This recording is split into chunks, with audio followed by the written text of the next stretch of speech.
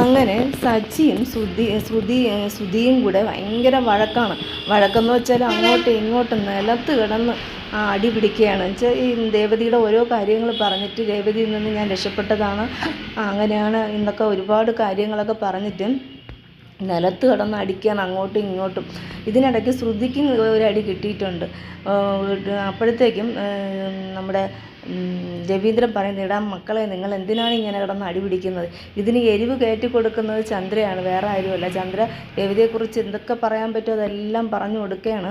അപ്പോഴത്തേക്കും രവീന്ദ്രൻ പറയുന്നുണ്ട്, മക്കളെ നിങ്ങൾ കിടന്ന് വഴക്കുണ്ടാക്കാതെ എന്തിനാണ് അനിയനും ചേട്ടനും ഇങ്ങനെ കിടന്ന് വഴക്കുണ്ടാക്കുന്നത്? എടാ, നീ 50 ലക്ഷം രൂപ നിനക്ക് കിട്ടിയപ്പോഴല്ലേടാ അവളെ കല്യാണം കഴിക്കാമെന്ന് പറഞ്ഞു, നീ ഇപ്പം രക്ഷപ്പെട്ടെന്ന് പറഞ്ഞു. അതുകൊണ്ടല്ലേടാ 50 ലക്ഷം രൂപ കൊണ്ടുപോയത് കൊണ്ടല്ലേടാ എൻ്റെ തലയിൽ ഇതൊക്കെ ആവേണ്ടി വന്നത്.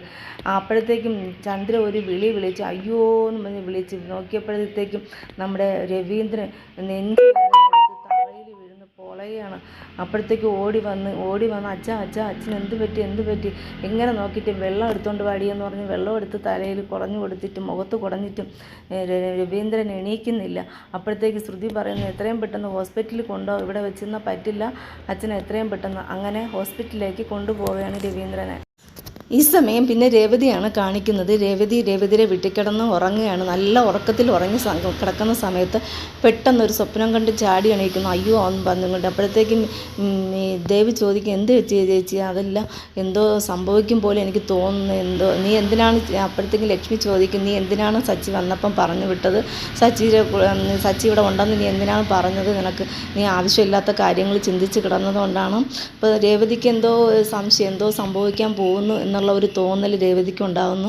അപ്പോഴത്തേക്കും രേവതിക്ക് കുറച്ച് വെള്ളം കൊടുത്ത് രേവതിയോട് പറഞ്ഞ്, നീ വിഷമിക്കണ്ട, വെള്ളം കുടിച്ച് കിടന്ന് ഉറങ്ങിക്കോ, നമുക്ക് നാളെ എന്തെങ്കിലും ചെയ്യാം. നീ ഇന്ന് സച്ചി വന്നപ്പോൾ സച്ചിയുടെ കൂടെ പോയിരുന്നെങ്കിൽ നിനക്ക് അവിടെ പോകാമായിരുന്നില്ലേ എന്നൊക്കെ കേട്ട് ഇങ്ങനെ രേവതിയോട് ലക്ഷ്മിയും ദേവും ചോദിക്കുകയാണ്. പിന്നെയെന്ന് പറയുന്നത് ഹോസ്പിറ്റലിൽ കൊണ്ടുപോയി അവിടെ നിന്ന് ഉടൻ തന്നെ ICUലോട്ട് രവീന്ദ്രനെ കയറ്റുകയാണ്. രവീന്ദ്രനെ കയറ്റിയിട്ട് പുറത്ത് വിവരങ്ങളൊന്നും അറിയാൻ പറ്റില്ല. അങ്ങനെ ചന്ദ്രയാണെങ്കിൽ സജീവനെ ഒരുപാട് വഴക്കുറ, നീ ഒരുത്ത നിമിത്തമാണ് ഇതൊക്കെ ഉണ്ടായത്, എൻ്റെ രവിയേട്ടന് എന്തെങ്കിലും സംഭവിച്ചാൽ നിന്നെ വെച്ചേക്കില്ല, എൻ്റെ കെട്ടുതാലിയാണ്, എൻ്റെ സ്വഭാവം നിനക്ക് മാറും, എൻ്റെ സ്വഭാവം നീ കണ്ടിട്ടില്ല, എൻ്റെ സ്വഭാവം മാറുന്നതാണ്. പക്ഷേ ചന്ദ്ര ഭയങ്കരമായിട്ട് കരച്ചിലാണ് കേട്ടോ. അമ്മയെ അച്ഛനൊന്നും സംഭവിക്കില്ല, അച്ഛനൊന്നും സംഭവിക്കാൻ ഞാൻ വിടില്ല, അച്ഛനൊരു കുഴപ്പമില്ല എന്ന് പറയും. അപ്പോഴത്തേക്കും അങ്ങ് നോക്കുന്നുണ്ട്, ആരും ഇങ്ങ് പുറത്ത് വരുന്നില്ല. എത്ര സമയമായി അച്ഛനെ അകത്ത് കൊണ്ടുപോയിട്ട് ഇതുവരെ ആരും പുറത്ത് വരുന്നില്ല. സച്ചിക്ക് അങ്ങ് ദേഷ്യം വരികയാണ്. അപ്പോഴത്തേക്ക് ശ്രുതി പറയുന്നുണ്ട്, സച്ചി ഇത് ഹോസ്പിറ്റലാണ്, ഇവിടെ കുറേ നിയമങ്ങളും കാര്യങ്ങളും എല്ലാം ഉണ്ട്, നീ പറയും പോലെ ഒന്നുള്ള കാര്യങ്ങളെല്ലാം. അപ്പോഴത്തേക്ക് ഒരു ഡോക്ടർ പുറത്ത് വരുന്നു. ഡോക്ടർ പുറത്ത് വന്നിട്ട് ചോദിക്കുന്നു, ഇതുപോലെ നേരത്തെ ഉണ്ടായിട്ടുണ്ടോ എന്ന് ചോദിക്കുന്നത്. ഇതുപോലെ എന്തോന്ന് ഉണ്ടായിട്ടുണ്ടോ? അദ്ദേഹത്തിന് ചെറിയൊരു ബ്ലോക്കിൻ്റെ കുഴപ്പമാണ്, മെയിൻ ഡോക്ടർ വരാണ്ട് മെയിൻ ഡോക്ടർ വന്നിട്ട് പറയാം. അപ്പോഴത്തേക്ക് സച്ചി പറയുന്നുണ്ട്, അങ്ങനെ എൻ്റെ അച്ഛൻ അങ്ങനെയുള്ള ശീലങ്ങളൊന്നും ചെയ്യുന്ന ആളല്ല, അച്ഛൻ നല്ല ആഹാരമേ കഴിക്കുള്ളൂ, ഇടയ്ക്ക് പ്രഷറും BP ഒക്കെ പ്രഷർ കൂടുകയും കുറയുകയും ചെയ്യുന്നുണ്ട്, അല്ലാതെ ഇങ്ങനെയൊന്നും വരാറില്ല എന്ന് പറഞ്ഞു. ഇത് കേട്ടപ്പോൾ തന്നെ അങ്ങ് എല്ലാവരും ഞെട്ടുകയാണ് കേട്ടോ.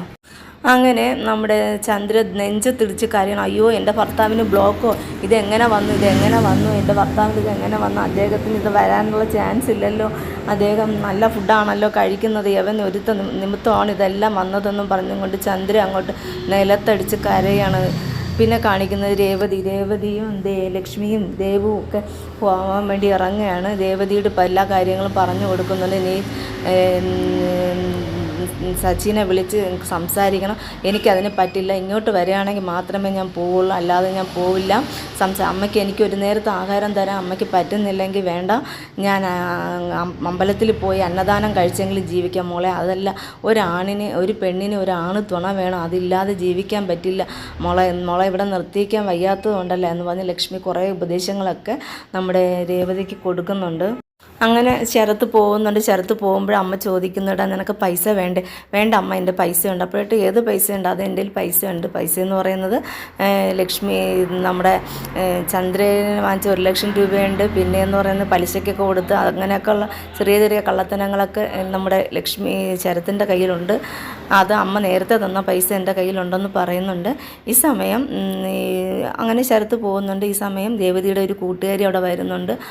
രേവതിയുടെ കൂട്ടുകാരി വരുമ്പോൾ ചോദിക്കുന്നുണ്ട്, നീ അറിഞ്ഞില്ലേ നീ പോകുന്നില്ലേ എന്ന് കേട്ടോ. എവിടെ? അത് ഹോസ്പിറ്റലിൽ നിൻ്റെ അമ്മാവൻ സുഖമില്ലാതെ അവിടെ കിടക്കുകയാണ്, ഭർത്താവും അമ്മായി എല്ലാവരും അവിടെ ഉണ്ട് എന്ന് പറയും. അയ്യോ ഞാൻ അറിഞ്ഞില്ല എന്ന് പറയും. ഇത് കേട്ട പാതി കേൾക്കാത്ത പാതി നമ്മുടെ രേവതി അവിടെ നിന്ന് ഒരു ഓട്ടോ ഓടി അമ്പലത്തിൽ പോയിട്ട് ക്ഷേത്രത്തിൽ വരികയാണ്. ഈ സമയം സച്ചിക്ക് ഡോക്ടർ വന്നിട്ട് പറയുകയാണ് ഒരു സർജറി വേണ്ടി വരും, ബ്ലോക്കാണ്, അതുകൊണ്ട് ഈ മെഡിസിനൊക്കെ വാങ്ങിക്കൊണ്ടിരുന്നു. അങ്ങനെ സച്ചി മെഡിസിൻ വാങ്ങാൻ വേണ്ടി പോകുന്നു. ആ സമയത്താണ് രേവതി വരുന്നത്. രേവതി വന്നതും ശ്രുതിയും സുധിയും ചന്ദ്രയും എല്ലാവരും കാണും. രേവതിയെ കാണിക്കാൻ അനുവദിക്കുന്നില്ല. നീ നിമിത്തമാണ് എൻ്റെ ഭർത്താവിന് ഇതെല്ലാം ഉണ്ടായത്, നീ ഇങ്ങോട്ട് വരാൻ പാടില്ല, ഇറങ്ങടി, നീ എൻ്റെ കെട്ടുതാലി പൊട്ടിക്കാൻ വേണ്ടിയാണ് വന്നത്. അദ്ദേഹത്തിനെ ദൈവത്തെ പോലെ കണ്ടിരുന്ന മനുഷ്യൻ നീ അദ്ദേഹത്തിനെ പോലീസ് സ്റ്റേഷനിലേക്ക് കയറ്റി എന്തെല്ലാം ക്രൂരതകൾ കാണിച്ച്, അതുകൊണ്ട് നിന്നെ ഇവിടെ നിർത്തിക്കാൻ പറ്റില്ല എന്ന് പറഞ്ഞുകൊണ്ട് രേവതിയെ ഒരുപാടൊക്കെ തലങ്ങനെ വിലങ്ങനെയൊക്കെ ഒരുപാട് ഒക്കെ അങ്ങ് പറഞ്ഞ് ആക്ഷേപിക്കാൻ. രേവതി ഇതെല്ലാം കേട്ട് കരഞ്ഞുകൊണ്ടിരിക്കാൻ. രേവതിക്ക് വേറെ ഒരു മാർഗ്ഗവുമില്ല. അങ്ങനെ എന്ത് പറഞ്ഞാലും സച്ചിയും അവിടെ എത്തിയിട്ടില്ല. സച്ചി മെഡിസിൻ വാങ്ങാൻ പോയിക്കുകയാണ്. അപ്പോൾ അങ്ങനെ എല്ലാവരും കൂടെ ചേർന്ന് രേവതിയെ പൊരിച്ചെടുക്കുകയാണ്. അത്രമാത്രം വഴക്ക് കൊടുക്കുകയാണ്. രേവതി നിമിത്തമാണ് നീ വീട്ടിൽ വന്ന് കാലി വെച്ച അന്ന് മുതൽ തുടങ്ങിയ കഷ്ടകാലമാണ് ഞങ്ങൾക്കിത് എന്ന് അടിപൊളി ടെസ്റ്റിലേക്കാണ് പോകുന്നത്. അപ്പോൾ കൂട്ടുകാരെ വീഡിയോ ഇഷ്ടപ്പെട്ടാൽ ലൈക്ക് ചെയ്യാൻ മറക്കരുത്.